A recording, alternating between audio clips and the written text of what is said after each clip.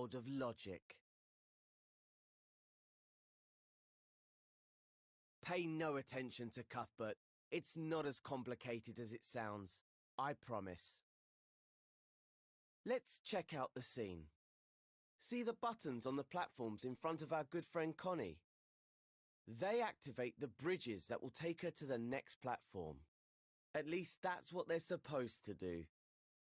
To get them working, you'll need to connect them to the gadgets that control them.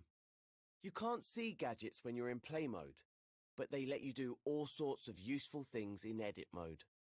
You can tell gadgets apart by their color and icons.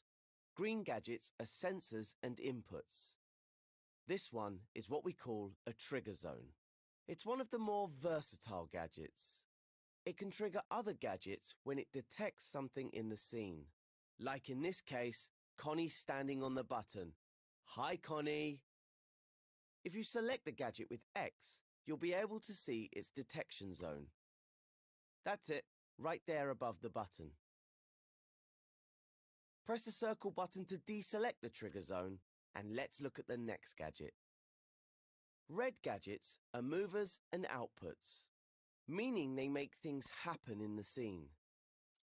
This particular gadget is a rotator, and it's connected to the first bridge.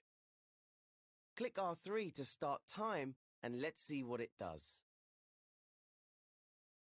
Well, not a lot right now by the looks of it. That's because the rotator is switched off. You can tell because the gadget is dim at the moment.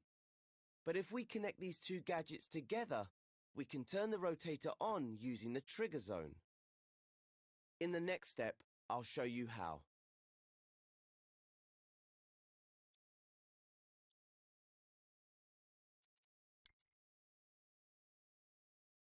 Before we start connecting things, make sure you can see both gadgets. You'll notice they have ports sticking out of their sides. Ports on the left are inputs, and the ones on the right are outputs. Hover over the output port on the trigger zone now. You'll see the word detected appear. That means that when the trigger zone detects something, this output will send a signal. Before it can send that signal to the rotator though, we'll need to connect them with a wire. So hover over the detected output and press R2 or X. You'll notice your imp is now tethered to the port by a wire. Power ports have appeared on the gadgets too. It's these ports that switch gadgets on or off. Okay, drag the wire over to the red rotator gadget. Now hover over the power port at the bottom, then press R2 or X. Once the gadgets are connected, the wire will disappear automatically. That way, your scene won't get cluttered. After all, you don't want wires all over the place. You can see the wire again by hovering over either gadget. Okay, time to test our connection out. So let's switch over to play mode in the options menu.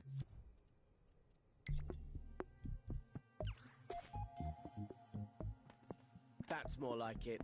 Now the trigger zone detects Connie when she stands on the button and activates the rotator on the bridge. As soon as she steps off, the rotator stops working. You can use the button to get the bridge lined up with the platform.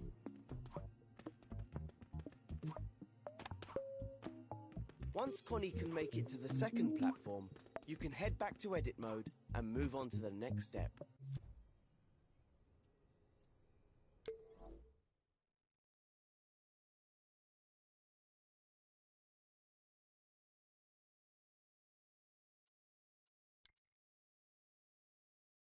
Now that we've connected the rotator, let's take a look at the second platform. See the white gadget on its side?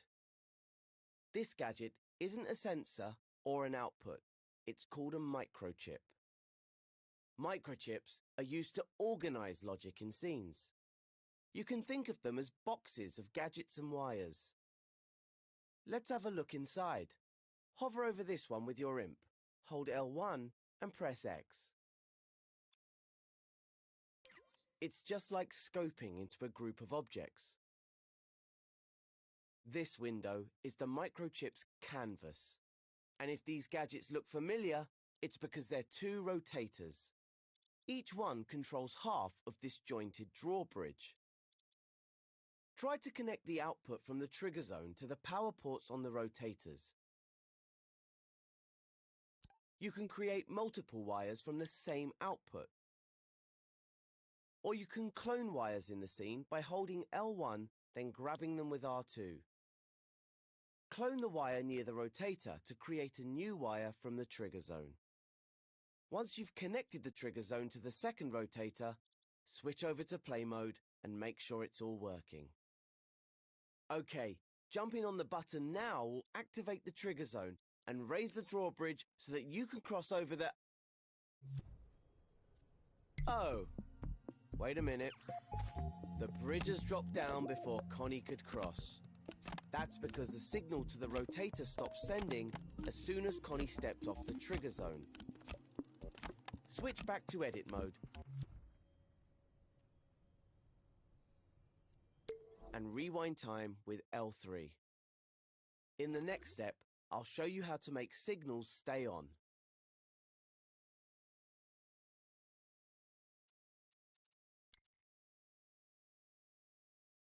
If we want the bridge to stay up, we'll need to add a gadget between the trigger zone and the rotator to keep it activated. We can do this with a counter. So let's go into the assembly menu. Press square to open it if it's closed. Select the Gadgets menu with X. You'll find the counter in the Logic and Processing section. The gadgets in this menu take an input signal and change it in some way before sending it on. Go ahead and select the counter. Its icon is a tally counter. Now you can see the gadget on your IMP. Hover over the microchip and it will snap to the canvas. Press R2 or X to stamp the counter onto the microchip, then press circle to unequip it.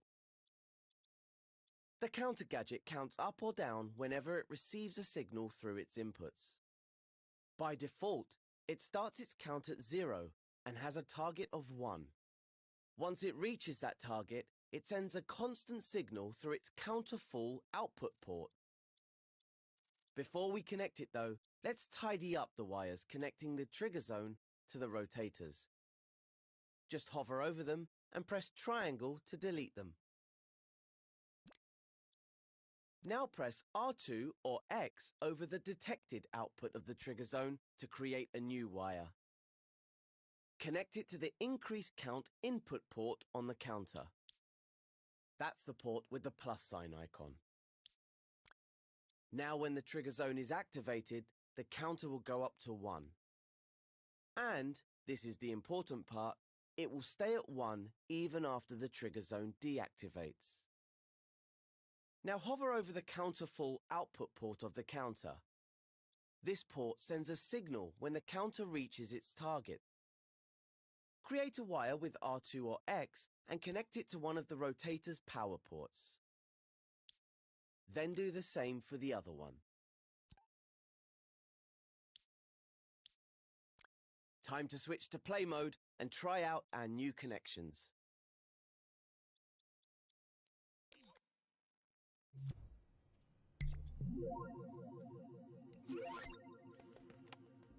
When you're happy everything's working as it should, return to edit mode and move on to the next step.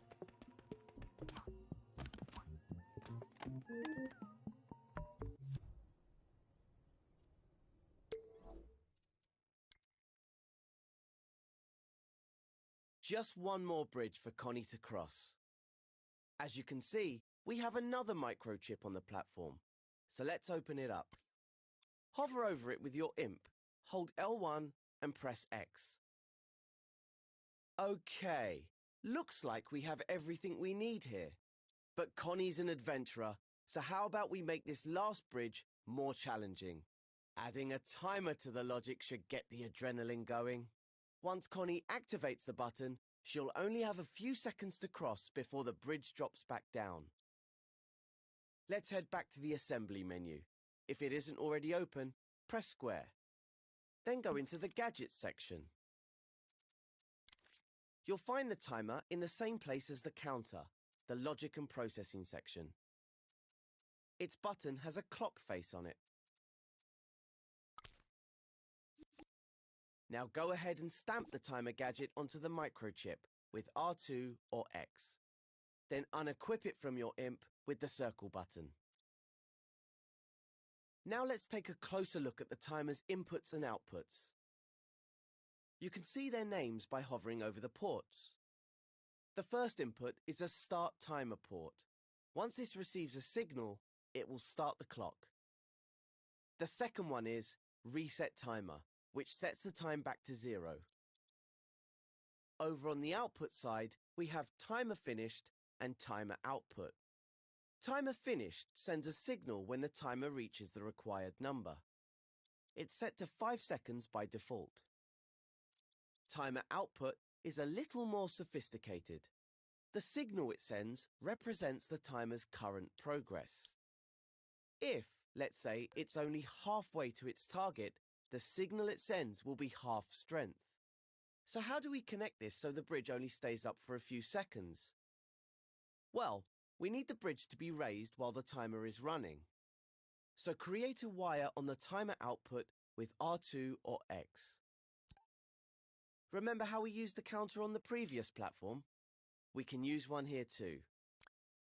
Just like before, connect the wire to the counter's increase count input.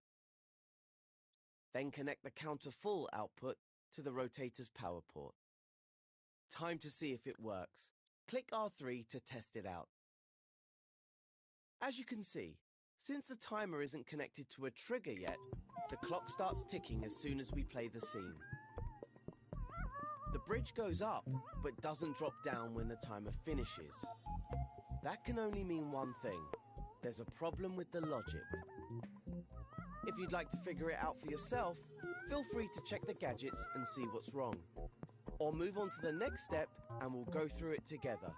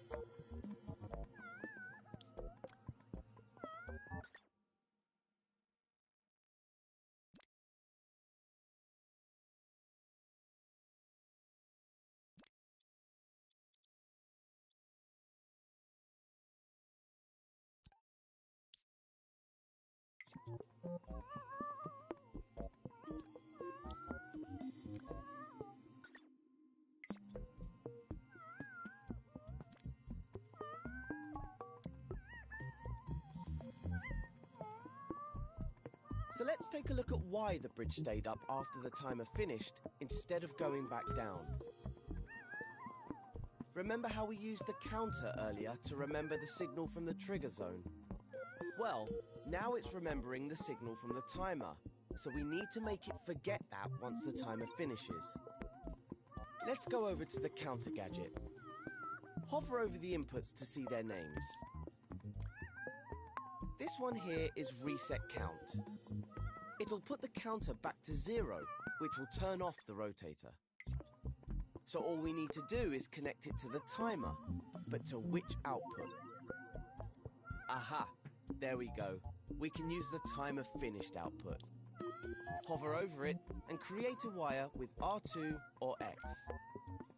Then stretch the wire over to the counter and connect it to the reset count input. But we also need to reset the timer, otherwise the logic will only work once. So let's get another wire from the timer finished output and connect this one to the reset timer input. You'll recognize it by the rewind symbol on it. All we have left to do is to connect the trigger zone to the start timer port so Connie can activate it. Okay, That was a lot of connections. So before we test it out, let's go over the logic we've made. First, Connie activates the trigger zone, which sends a signal to start the timer. Once the clock starts running, the timer output becomes active. This tells the counter to count up. That then turns on the rotator and raises the bridge. Now this is where the really clever stuff kicks in. After 5 seconds, the timer finishes its count, which activates the timer finished output. This in turn resets the counter to 0, cutting the signal to the rotators and lowering the bridge. And let's not forget, it also resets the timer, so the logic could be triggered again if Connie didn't cross the bridge the first time. Isn't logic exhilarating? Take your time digesting all that. Logic is easier to read if you route your wires neatly. Grab wires with X to change their paths.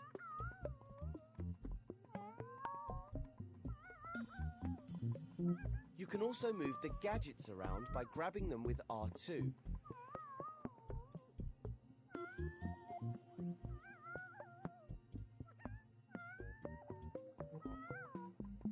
Feel free to test it out in play mode, but don't leave the scene just yet. I have one more thing to show you.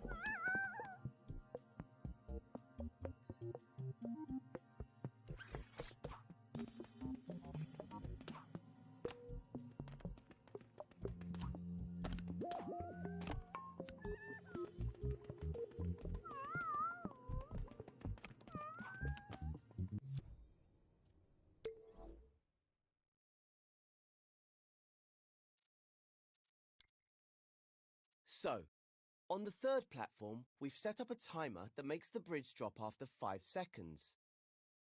But I think that might be too easy for a seasoned pro like Connie. Let's make it a little bit more challenging. First, if you're in play mode, switch back to edit mode and rewind time with L3. Let's move in closer to the microchip with the timer. You can use the grab cam, R1, to move your view. Now I'll show you how to tweak a gadget's settings. Hover over the timer gadget, hold L1 and press square. This tweak menu contains the settings for the timer. Hover over the sliders and buttons to see their names. The top slider sets the target time for the timer. If we lower this setting, the bridge will stay up for a shorter time. To adjust the value, hover your imp over the slider, then hold X. Use your imp to drag the slider left or right.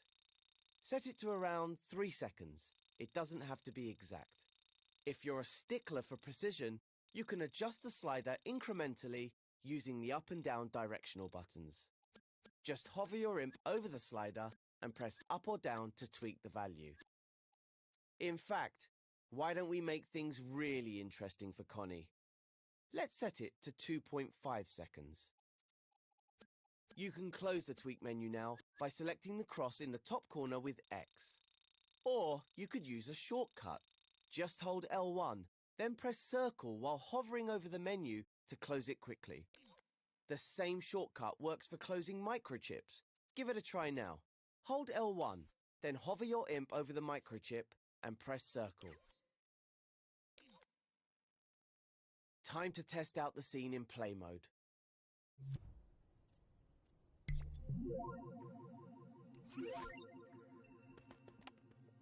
If you have any problems crossing that last bridge, you can always tweak the timer again in edit mode. Remember, you just hover over the gadget, hold L1 and press square to open its tweak menu. When you're all set, take Connie to the last platform and walk through the door to complete this tutorial.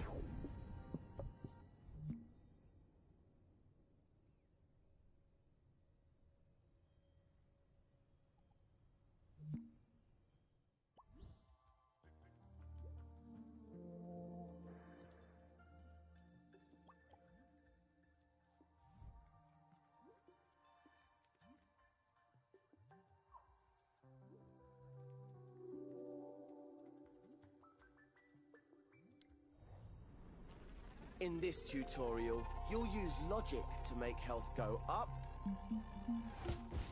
and go down. Oh, Cuthbert.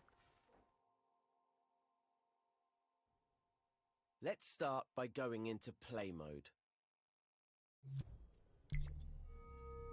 See if you can get Connie across that first gap. Oops. Sorry, Connie. I forgot to fix that. Don't worry, though. Even after falling such a long way, Connie's just fine. There's only one problem. There's no way for her to get back up. What we need is for Connie to respawn on a platform if she falls. So that's going to be our next job. First, switch back to edit mode. Remember to rewind time with L3, as we always do after play mode. In order to make Connie respawn, we're going to use a health modifier gadget. We'll use it to make the floor around the platforms lethal. Health modifiers can damage or heal anything that has a health manager. And, as luck would have it, Connie has one built into her logic. Go to the assembly menu. Open it with the square button if it's closed. Select the gadgets menu, the one with the 3 connected squares. You'll find the health modifier in the movers and output section, which is represented by a box with an arrow. Now select the button that has a clockwork heart on it. Your imp will now be equipped with a health modifier gadget. Stamp it somewhere central, near the floor, using R2 or X.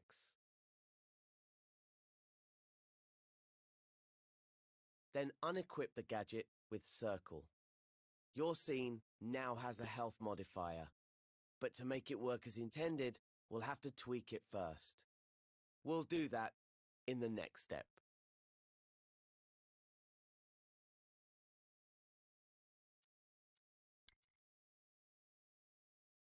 Let's go ahead and open the Health Modifiers Tweak menu. Hover over it, hold L1 and press square. Here you can set the options for how the health modifier works. That includes how much health is modified, which is shown in the first slider. Right now, it's set to -100. This means it will take 100 health points away from anything it affects. Just enough to make Connie respawn. The modifier mode is set to per hit, so 100 health points will be taken away when anything touches it. But since we want the area around the platforms to be lethal, we need to set the modifier type to zone. Select the zone icon with X now, then go to the Zone Properties tab so we can change its size and shape. The icon is at the top of the menu and looks like a box in a zone. Look for the Zone Shape section of the menu, then select the cube. You can use the zone sliders to make the zone bigger. Be careful not to make it too tall. The respawn zone should be level with the pink lines around the platforms.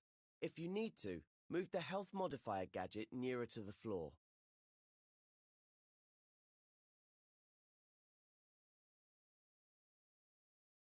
When you hover over the edges of the zone, you'll see white arrow gizmos appear.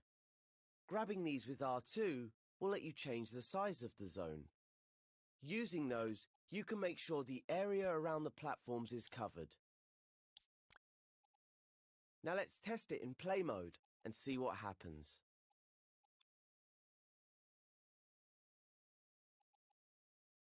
Perfect. If Connie falls off now, she'll just respawn back on the platform. Before we move on, maybe we should do something about this booby-trapped bridge. Switch back to edit mode and rewind time with L3. There. See what's causing it? It's that trigger zone. When Connie activates it, the bridge collapses, and there's no way across. If you've finished the first logic tutorial, you'll know that the counter is being used to remember the trigger zone has been activated.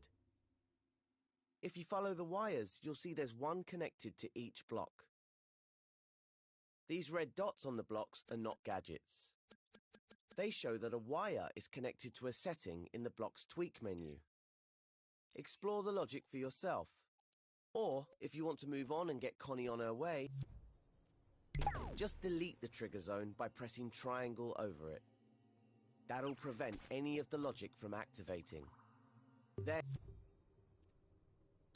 once Connie can safely make it to the second platform, move on to the next step.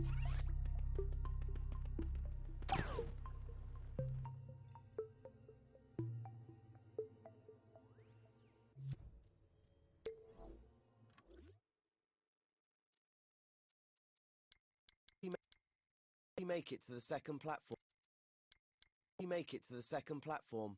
Move on to the just they show that a wire. If you follow no way across. There. Maybe we should do something about this booby-trapped bridge. Perfect. If Connie falls off now, she'll just respawn back on the platform. Before we move on, maybe we should do something about this booby-trapped bridge. Switch back to edit mode and rewind time with L3. There. See what's causing it? It's that trigger zone. When Connie activates it, the bridge collapses and there's no way across. If you've finished the first logic tutorial, you'll know that the counter is being used to remember the trigger zone has been activated. If you follow the wires, you'll see there's one connected to each block. These red dots on the blocks are not gadgets. They show that a wire is connected to a setting in the block's tweak menu. Explore the logic for yourself. Or, if you want to move on and get Connie on her way, just delete the trigger zone by pressing triangle over it. That'll prevent any of the logic from activating. Then, once Connie can safely make it to the second platform, move on to the next step.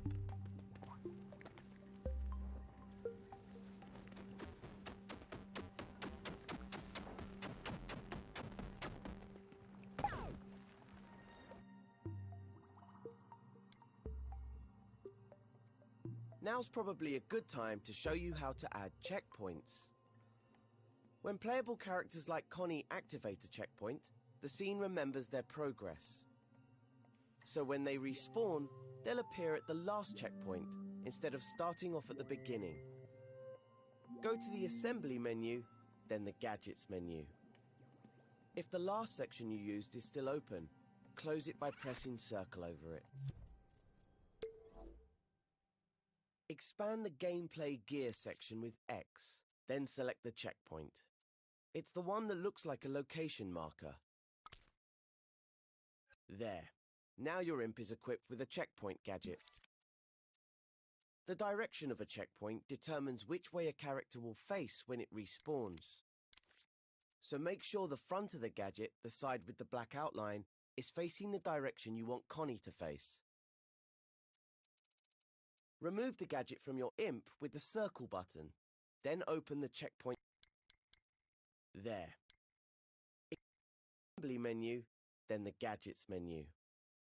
If the last section you used is still open, close it by pressing circle over it. Expand the Gameplay Gear section with X, then select the checkpoint. It's the one that looks like a location marker. There. Now your imp is equipped with a checkpoint gadget. The direction of a checkpoint determines which way a character will face when it respawns. So make sure the front of the gadget, the side with the black outline, is facing the direction you want Connie to face. Remove the gadget from your imp with the circle button, then open the Checkpoints Tweak menu. Checkpoints use a detection zone, just like health modifiers. So select the Zone Size tab from the menu. This is set to a sphere by default, but to make sure it can't be missed, let's change it to a cube. You can use the zone size sliders to make the checkpoint cover the width of the platform. Above the gadget, you'll see a white move gizmo. Grab it with R2 to put the activation zone where you want it. Just make sure Connie can't miss it.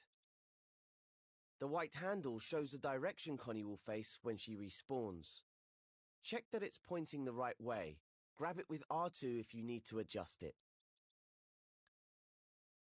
Let's close that tweak menu with L1 and circle. Now try it out in play mode to see if the checkpoint remembers your progress. Sorry, Connie, we're gonna have to respawn you again. But it's all in the name of science, I promise. Great, there she is, right at the checkpoint again. When you're ready, go back to edit mode, rewind time, and move on to the next step.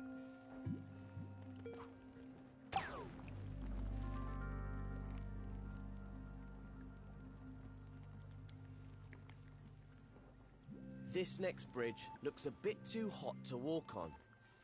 But Connie's a tough explorer, and she's always ready for danger, so let's give it a go.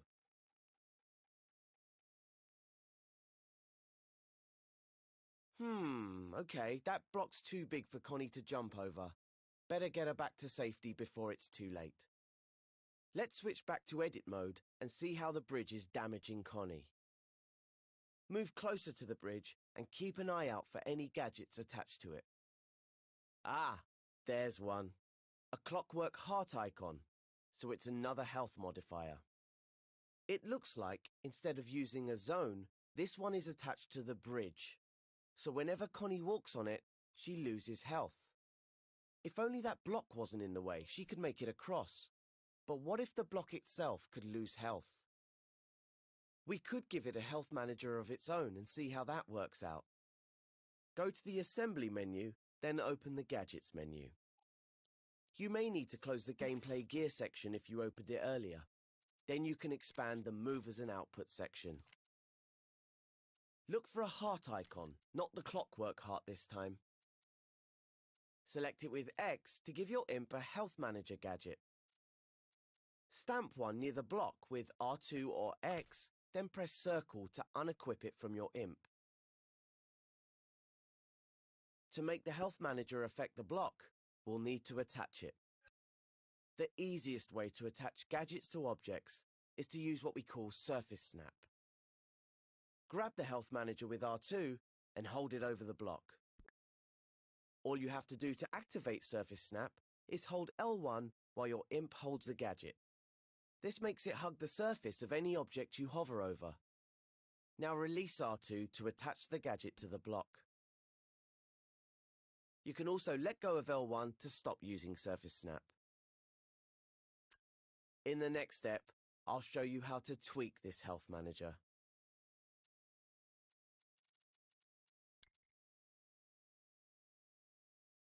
Now that we've given the block health, let's take a closer look at it. Hover over the health manager, hold L1 and press square to open its tweak menu. The sliders here define the block's maximum and current health. Click R3 to play time, and you'll see the health starts to go down. That's because the bridge's health modifier is damaging it. But you'll notice it's going down much slower than Connie's health was when she was on the bridge.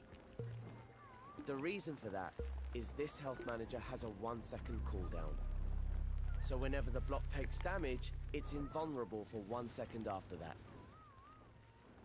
Grab the cooldown slider with X and pull it to the left with your imp.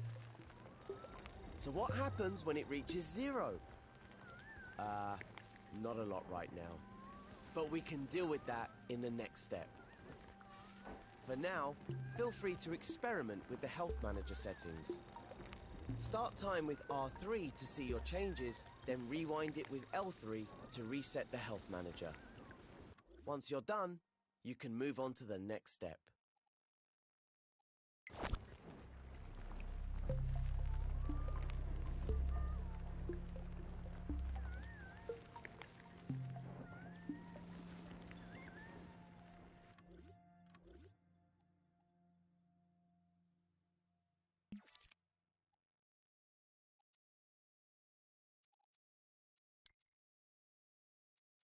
An object doesn't automatically get destroyed when it runs out of health, so we need to do a bit more work before we can get rid of that block.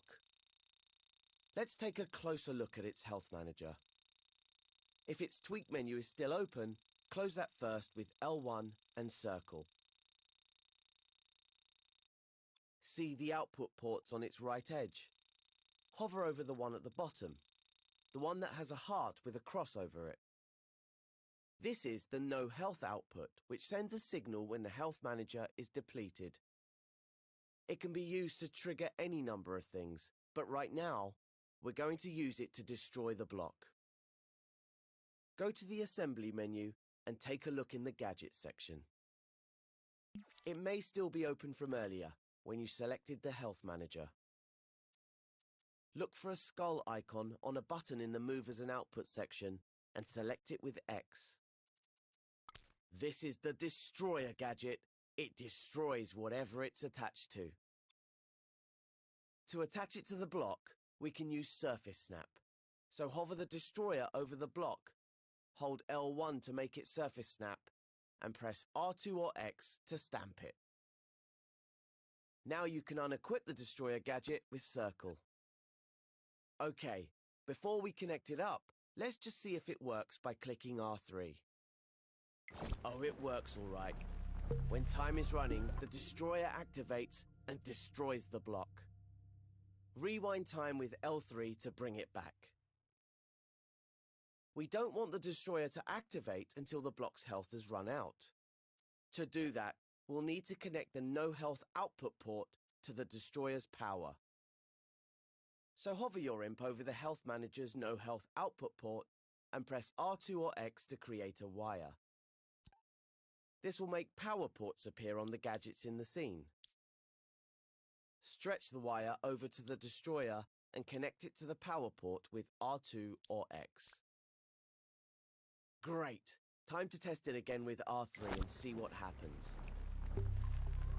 When the block's health runs out, it will get destroyed, leaving the path clear for Connie. But how do we know how much health the block has left? We could always look at its tweak menu, but you can't see that in play mode. So click L3 to rewind time, and I'll show you how to display health in the next step.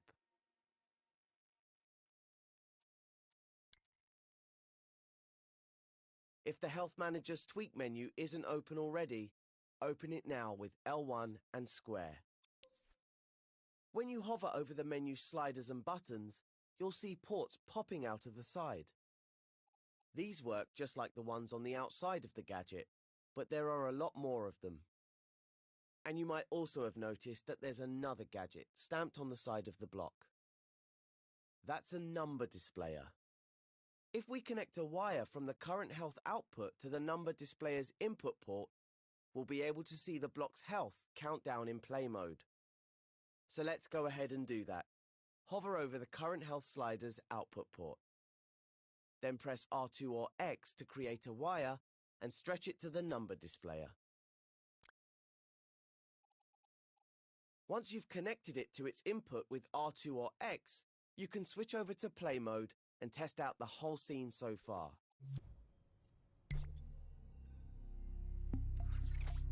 Excellent. Now we can see the block taking damage until it's destroyed. Once you can get Connie to the next platform, switch back to edit mode and move on to the next step.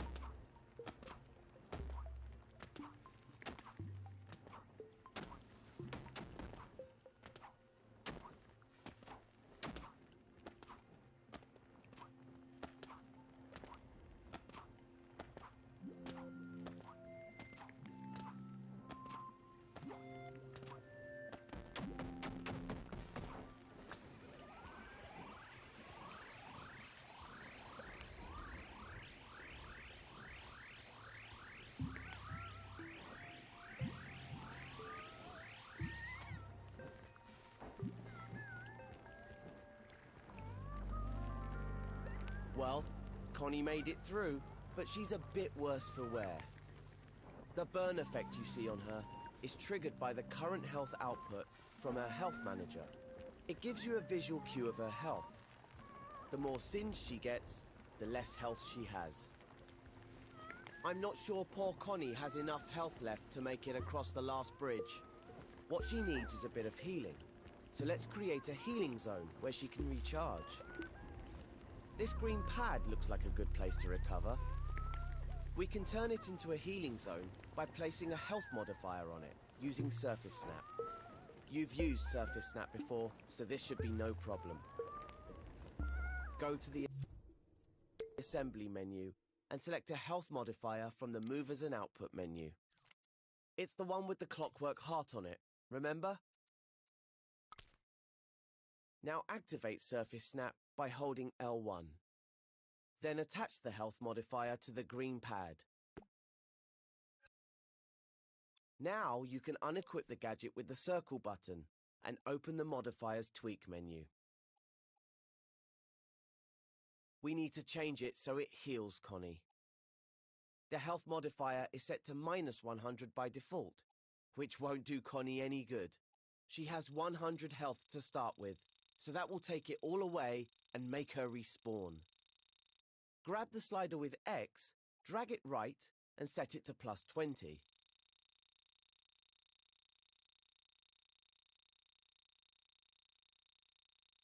We want the healing zone to heal Connie while she's standing on it, so you also need to set the modifier mode to continuous. You can leave the modifier type as impact, since you've snapped the health modifier to the platform. And that's all there is to it. Close the tweak menu with L1 and circle, and give it a try and play mode. Alright, that should give Connie the health boost she needs to cross that final bridge. Oh, she's been through a lot today, so take her through the door to end this tutorial.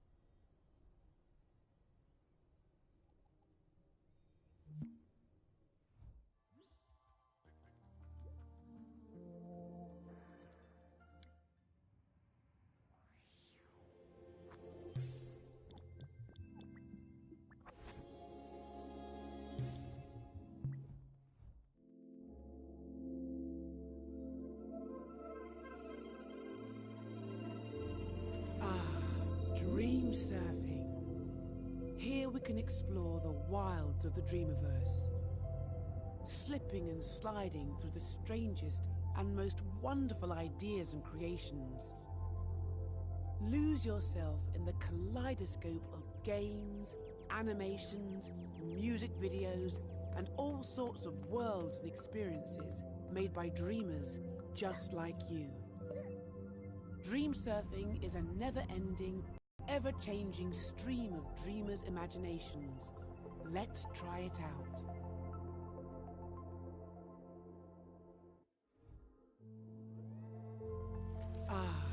Dream surfing. Here we can explore.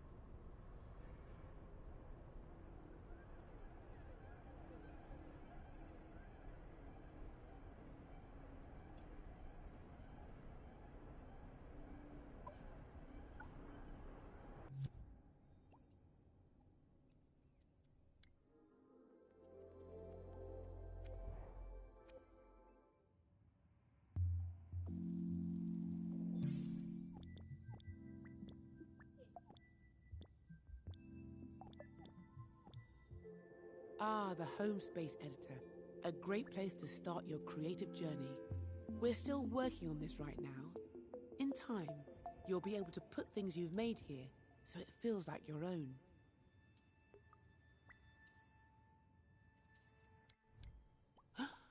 Look at all the wonderful things you found. There's lots more where these came from. And look at the things the folks at Media Molecule left for you in MM stuff.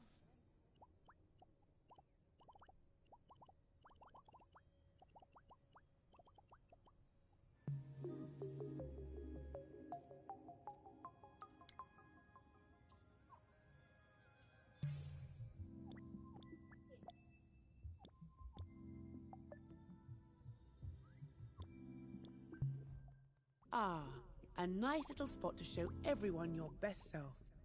And a place for your fluffy, impy friend to live. Make yourself comfortable.